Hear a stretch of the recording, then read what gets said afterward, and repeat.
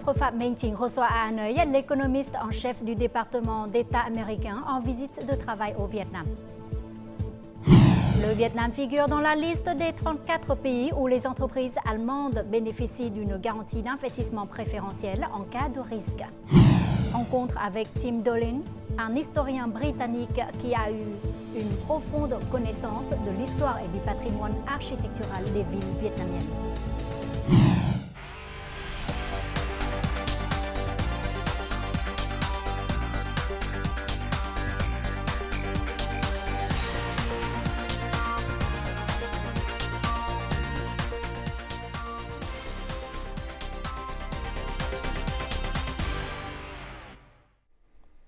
Mesdames et messieurs, bonjour. Merci d'être avec nous dans cette nouvelle édition du Journal francophone.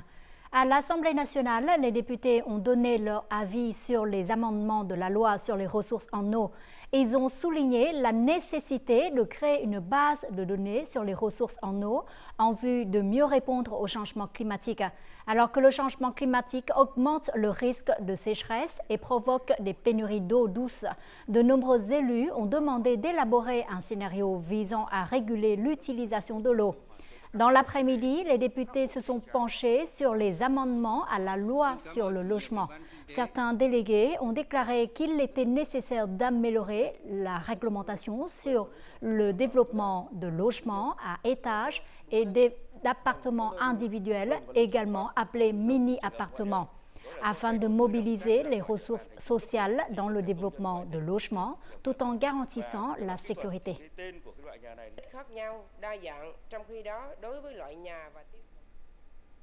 Le Premier ministre Phạm Minh Chính a reçu hier à Hanoï l'économiste en chef du département d'État américain, Emily Blanchard, en visite de travail au Vietnam. Les deux parties ont souligné l'importance de rehausser les relations Vietnam-États-Unis au niveau d'un partenariat stratégique intégral. Le Premier ministre Phạm Minh Chính a proposé que les deux parties favorisent la coopération dans l'économie, le commerce, l'investissement, les sciences et les technologies, l'innovation, la transformation numérique, la production de puces semi-conductrices et la formation des ressources humaines. Le chef du gouvernement vietnamien a hautement apprécié l'examen par le gouvernement américain de la reconnaissance du statut d'économie de marché du Vietnam, tout en demandant aux États-Unis d'achever ce processus prochainement. Il a proposé que les États-Unis continuent d'ouvrir le marché aux produits vietnamiens, tels que les textiles, les chaussures, les produits électroniques, et limitent les mesures anti-dumping et anti-subvention contre les exportations du Vietnam. Dans la même journée, le Premier ministre Phạm Minh Chính a reçu à Hanoï Mme Susan Punter, la vice-présidente d'Amazon.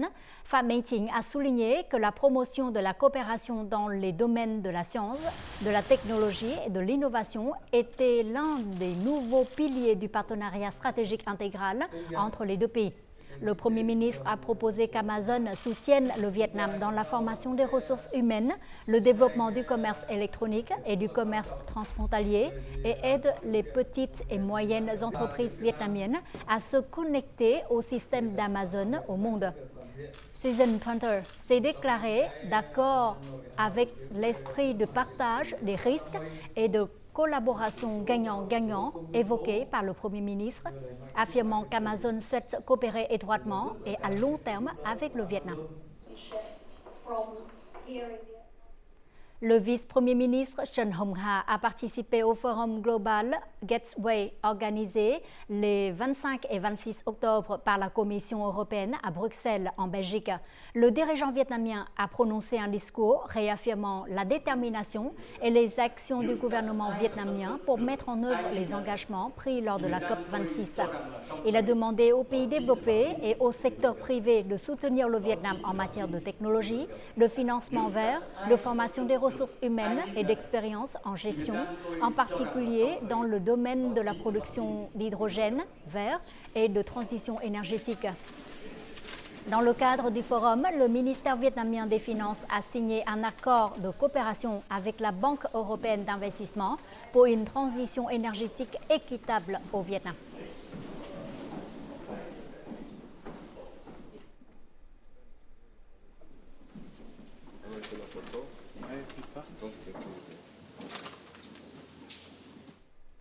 Avec un capital d'investissement total de 2,36 milliards de dollars, l'Allemagne se classe actuellement au 18e rang parmi les premiers investisseurs étrangers au Vietnam. Le 16 octobre dernier, le gouvernement allemand a inclus le Vietnam dans la liste des 34 destinations d'investissement où les entreprises allemandes bénéficieront des meilleures conditions d'aval.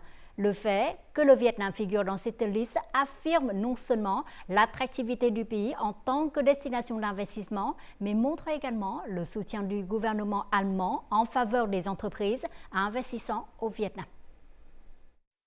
Un article du site d'information Handelsblatt a cité les données du ministère fédéral allemand de l'économie. Selon celle-ci, si une entreprise allemande investit dans l'un des 34 pays répertoriés dans la liste, le montant à payer en cas de risque sera réduit de 50% et les frais d'aval seront littéralement réduits.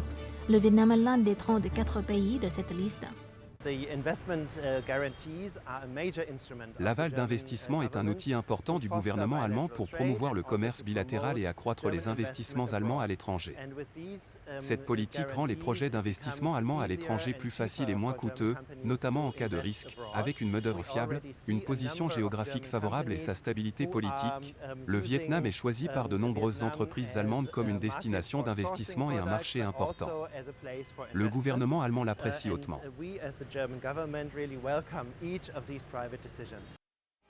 Actuellement, environ 500 entreprises allemandes investissent dans plus de 440 projets au Vietnam. La politique de garantie plus préférentielle devrait motiver les entreprises déjà présentes au Vietnam, les encourager à développer leur activité ici.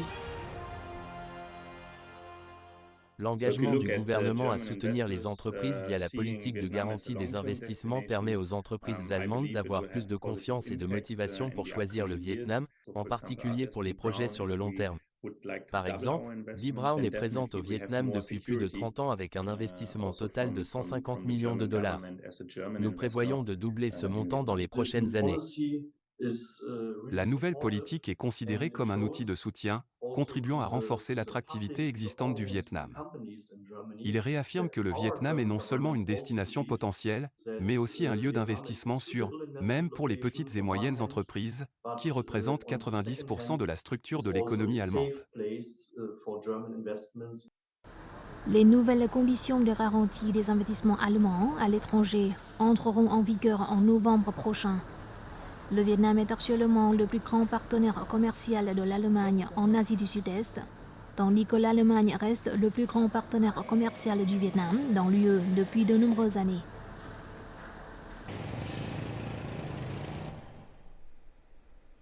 Au cours des 9 premiers mois de 2023, la province de Bình Dương au sud a attiré 1,3 milliard d'investissements directs étrangers.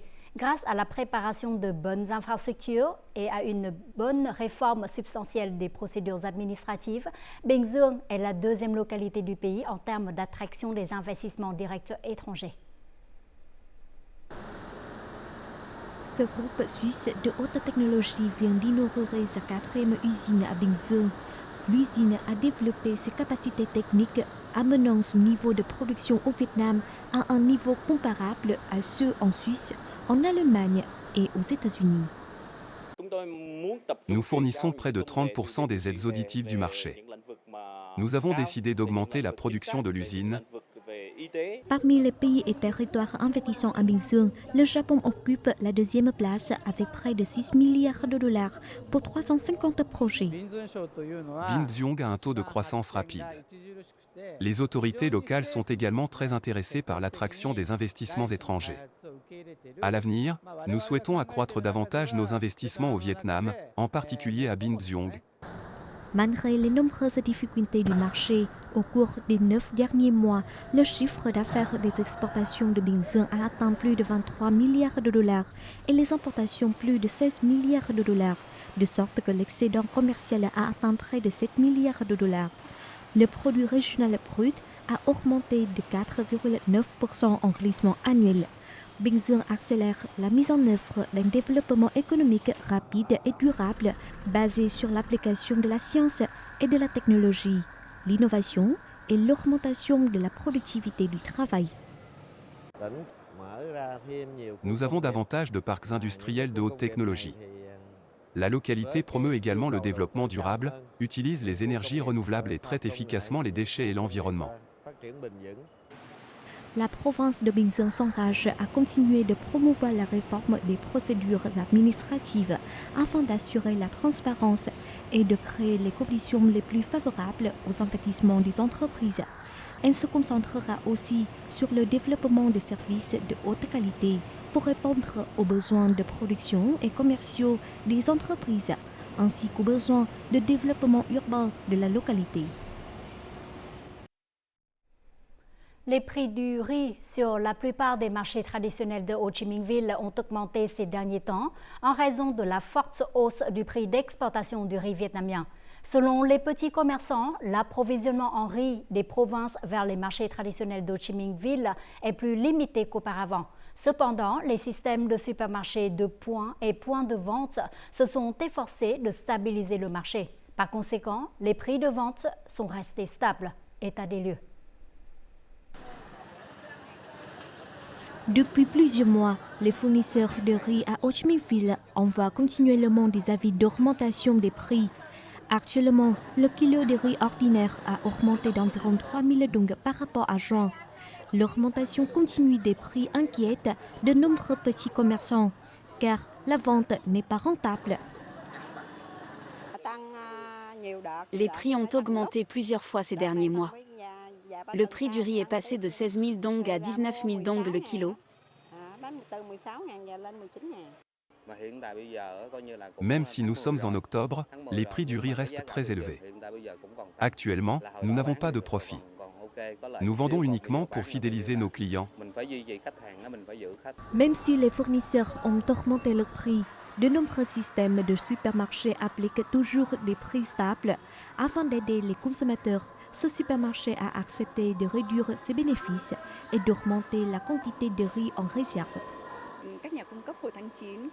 Les fournisseurs ont également subi des ajustements de prix en septembre. Nous avons donc également ajusté et augmenté les prix pour les fournisseurs. Pour soutenir les consommateurs, nous ne modifions pas le prix du riz. Nous suivons de près les évolutions du marché. En cas de phénomène soudain ou de stockage de marchandises, nous prendrons des mesures en temps opportun pour garantir la stabilité des prix. Selon le service de l'industrie et du commerce de Ho Chi Minh Ville, le riz est l'un des 11 groupes de produits engagés dans la stabilisation des prix. Cette unité renforce aussi son rôle de liaison commerciale avec les provinces du delta du Mekong pour équilibrer l'offre et la demande et répondre aux besoins de consommation intérieure. En cas de fluctuation locale, les points de vente mobiles seront rapidement activés. Notre journal continue avec les taux de change et l'indice de la bourse du Vietnam.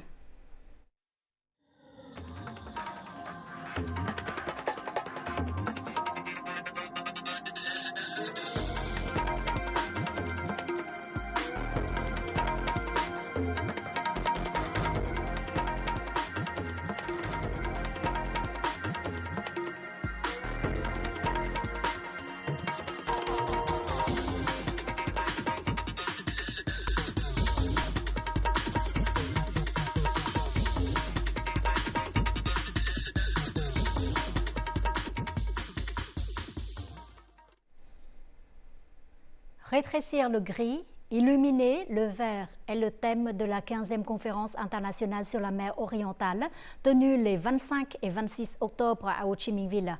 Les délégués ont souligné que l'ASEAN avait un rôle majeur dans la défense du droit international et l'approche constructive dans la région. Ils ont affirmé l'importance de renforcer la coopération entre les pays de la région afin de garantir la prospérité et façonner un ordre régional fondé sur le droit international.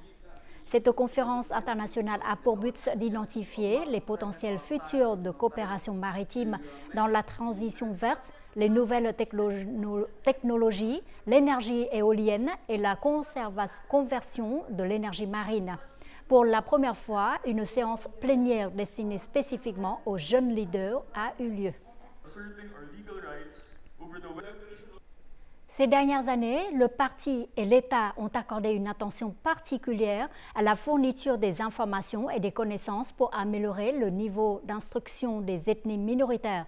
Dans le reportage suivant, nous vous invitons à visiter Kala, un hameau frontalier particulièrement difficile du district de Baolac, province de Cao Bang, au nord.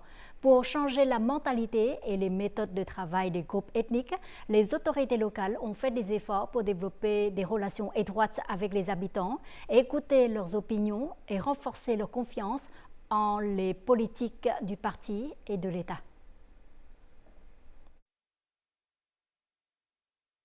Le hameau de Kala compte 34 ménages avec plus de 200 habitants. Tous sont pauvres et issus de l'ethnie Zhao. Seules plus de 20 personnes savent lire et écrire, dont les élèves du primaire. Si les gens veulent échapper à la pauvreté, ils doivent être alphabétisés. Tous les 2 ou 3 fois par mois, je lis aux gens de nouveaux articles de journaux.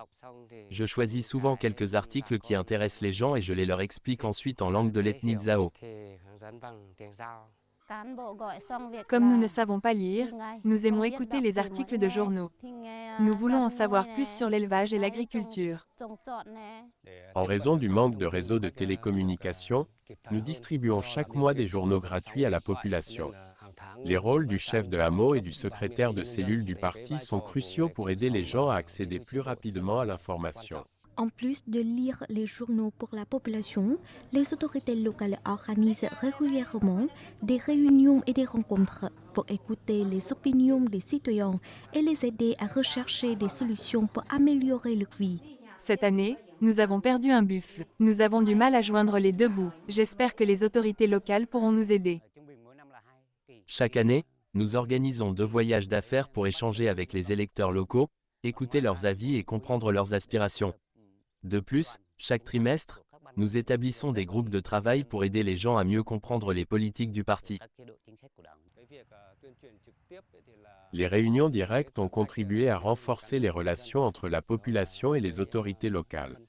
Grâce à cela, les gens peuvent facilement comprendre les nouvelles politiques du parti et de l'État.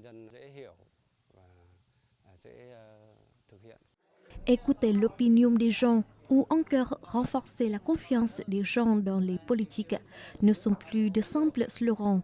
Ces devises se sont transformées en actions pratiques à travers des réunions et des échanges directs entre les responsables et les citoyens.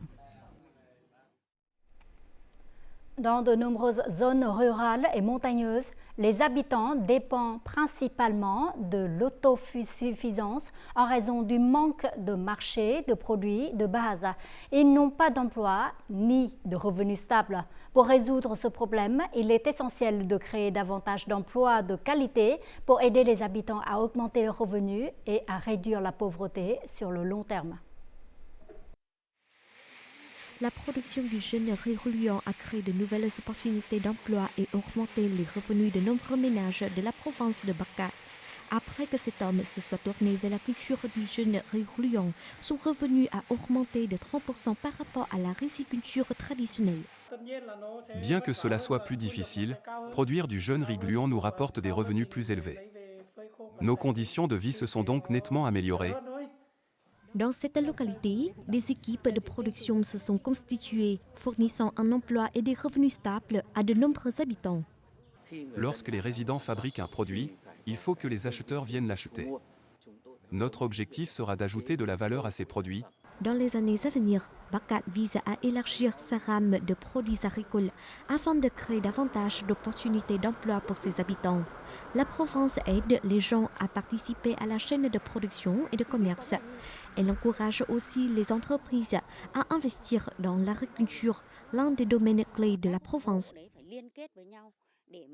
Les ménages doivent coopérer et s'associer les uns aux autres pour produire. En établissant des modèles de subsistance durables, les gens peuvent créer une production stable, générer des revenus et améliorer l'efficacité de la réduction de la pauvreté. La création de nombreux emplois a contribué de manière significative à la réduction de la pauvreté. Actuellement, le taux de pauvreté est très élevé dans les zones reculées et montagneuses, où vivent les ethnies minoritaires. Mais comme la pauvreté est concentrée et que le nombre de ménages pauvres est faible, le gouvernement peut résoudre ce problème. Un emploi de qualité est crucial pour améliorer le niveau de vie et réduire la pauvreté. Bien qu'ils ne soient pas riches, les habitants de la région montagneuse de Barkat mènent désormais une vie plus sûre et plus épanouissante.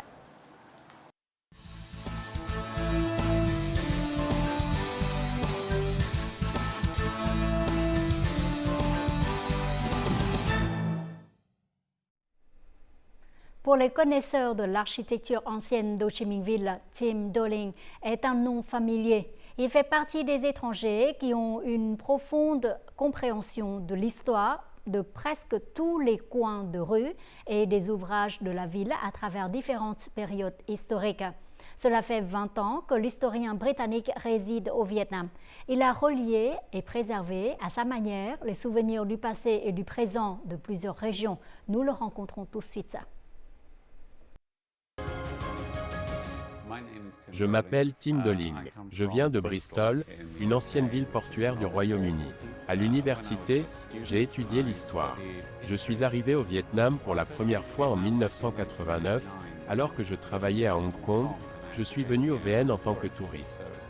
Le voyage au Vietnam a été très intéressant. J'ai vécu une expérience merveilleuse au Vietnam. J'ai beaucoup aimé ce pays. Les gens étaient chaleureux et amicaux. C'est pourquoi j'ai toujours voulu y revenir. L'année suivante, un collègue et moi avons collaboré pour rechercher et élaborer un aperçu complet de tous les aspects de la culture, des arts et du patrimoine vietnamien.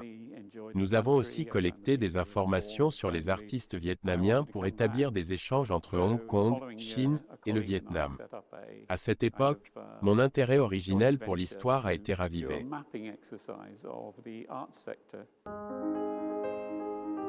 De 2010 à aujourd'hui, Tim et sa femme, une danseuse de ballet vietnamienne, ont vécu à Hanoï puis à Ho Chi Minh Ville. Tim adore organiser des visites pour les voyageurs étrangers venant visiter la ville. Il a remarqué que les touristes, notamment américains, accordent une grande attention à l'histoire de la guerre anti-américaine du peuple vietnamien. Outre les attractions touristiques telles que la cathédrale Notre-Dame, le grand marché, la poste municipale, Ho Chi Minh Ville est riche en patrimoine et en sites historiques.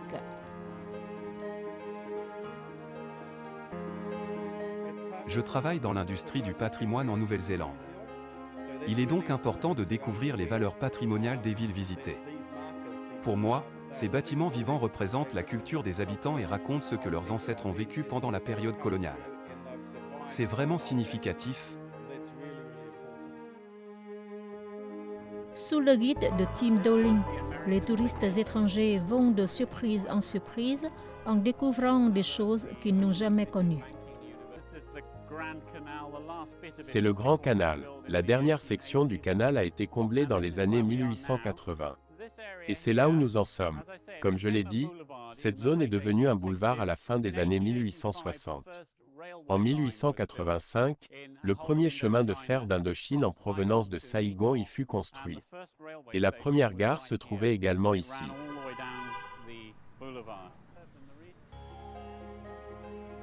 C'est l'amour et la passion pour la culture et l'histoire qui ont rendu Tim Doling amoureux du Vietnam, en particulier de Ho Chi Minh Ville.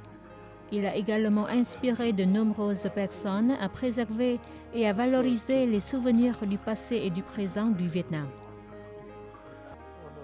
L'une de mes activités préférées est de faire des randonnées à travers la ville lorsqu'il écrivait ce livre. Il a également éveillé mon intérêt pour l'architecture historique, en particulier l'architecture coloniale française. Tim Doling a eu l'occasion de faire des recherches sur l'architecture moderne avec des ouvrages principalement construits à Ho Chi Minh Ville dans les années 50-70 du dernier siècle. Il soutient fermement la préservation des bâtiments historiques de Ho Chi Minh Ville pour le développement du tourisme. Avec la croissance du secteur immobilier, il n'est pas facile de persuader les gens de garder leurs anciens bâtiments. Par conséquent, nous devons réfléchir aux domaines qui sont importants pour le Vietnam. Et cela concerne bien sûr l'industrie du tourisme. Rien que pour Ho Chi Minh Ville, Les touristes séjournent en moyenne 2,6 jours. Cependant, la durée du séjour se pourrait prolonger si davantage de mesures sont prises pour promouvoir les sites patrimoniaux existants et créer des chemins patrimoniaux.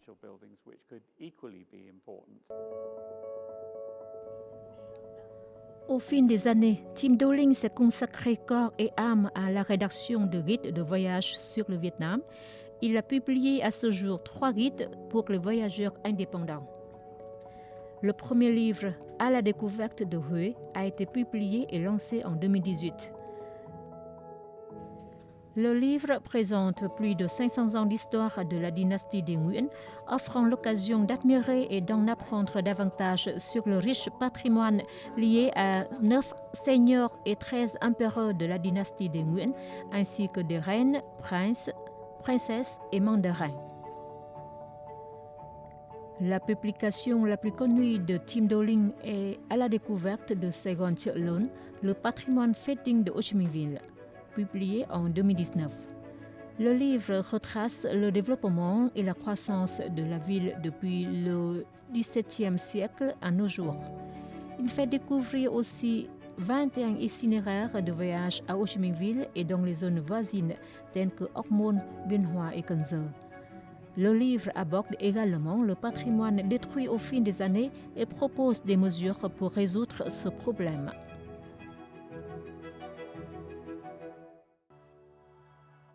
Dans le but de partager l'histoire du Vietnam avec davantage de personnes, Tim Dolling a créé un portail du patrimoine appelé Vietnam historique, ainsi qu'une page Flick. Mon portail d'information Vietnam historique a été développé en 2014. Je l'ai développé en une source de référence en français. J'ai créé également 4 groupes Facebook sur le sujet d'hier et d'aujourd'hui, faisant découvrir les mêmes endroits dans le passé et aujourd'hui. J'ai créé un site internet qui rassemble toutes les images du passé et du présent de Ho Chi Minh Ville, de Hanoï, du delta du fleuve Rouge, de Quang Nam et même de Hue. Il y a beaucoup de photos et aussi des documents d'archives, et je pense qu'à travers les photos du présent et du passé, les choses deviendront beaucoup plus vivantes. Tim Dolling est en train d'écrire un nouveau livre sur l'histoire des chemins de fer vietnamiens. Cette édition mettra à jour et complétera son livre Les chemins de fer et tramways du Vietnam, publié en 2012. Le prochain livre racontera l'histoire des chemins de fer du Vietnam depuis la première guerre d'Indochine jusqu'au développement du système ferroviaire moderne d'aujourd'hui. En fin du journal, voyons tout de suite les prévisions météo.